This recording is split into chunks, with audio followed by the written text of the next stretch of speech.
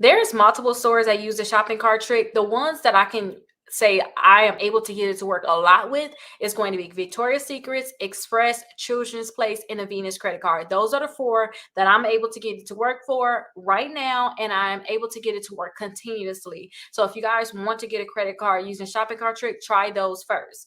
Now, I know that I'm saying that those are the ones I'm able to get it to work for, but it's so many other credit cards out there that you guys can try for. There are so many out there that you guys can try for. Like somebody said they was able to get it to work with the Torrid card, with the Loft, because you're able to get it to work with that one, the appliances connections. I did a video on a lot of these other credit cards.